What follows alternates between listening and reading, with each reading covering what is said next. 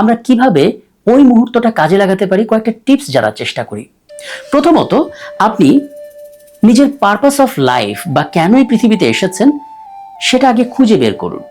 জটাঙ্কে অনেক আগে আমরা একটা পর্ব তৈরি করেছিলাম, এই পর্বটি দেখে আসতে পারেন, তাহলে নিজের পারপাস অফ লাইফ খোঁজার টেকনিকটা জানতে পারবেন। এরপর যখন ঘড়ির কাঁটায় 11:10 বা 11:11 বাজতে দেখবেন, চোখটা বন্ধ করেই স্রষ্টার কাছে ক্ষমা চাইতে পারেন। এর পরবর্তী অংশেই নিজের সবচেয়ে কাঙ্ক্ষিত চাওয়াটা পূর্ণ মনোযোগে দেখতে থাকুন।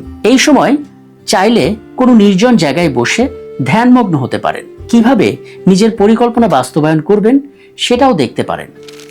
একই সঙ্গে নিজের লক্ষ্য অনুযায়ী কাজ করছেন কিনা, কোন কাজটা আপনাকে দূরে রাখছিল সেই ক্যালকুলেশন করতে পারেন। সবচেয়ে বড় কথা, যখনই ঘড়ির কাঁটায় 11:10 বা 11:11 বাজতে দেখবেন, সাথে সাথে অন্তত 2 থেকে 3 মিনিটের জন্য মৌন হয়ে যান। আসলে গোটা মহাবিশ্বের প্রতিটি ইঞ্চিতে ইঞ্চিতে কোনায় কোনায় ছড়িয়ে আছে রহস্য, এবং একমাত্র মানুষই পারে সেই রহস্যগুলো খুঁজে বের করতে, রহস্য নিয়ে কথা বলতে এবং কখনো কখনো সেই রহস্য ভেদ করতে। আমরাও চেষ্টা করলাম 11:11 এই সংখ্যাটার যে জট, যে রহস্য, সেই জটগুলো খুলতে। আমরা আগেই বলেছি, আধুনিক বিজ্ঞান দিয়ে সন্তোষজনক ব্যাখ্যা পাওয়া সম্ভব নয়, তাই এ কারণে যোগ সাধনা, আধ্যাত্মবাদ এবং সাধকদের যে দৃষ্টিভঙ্গি, আমরা সেটা ব্যবহার করার চেষ্টা করেছি।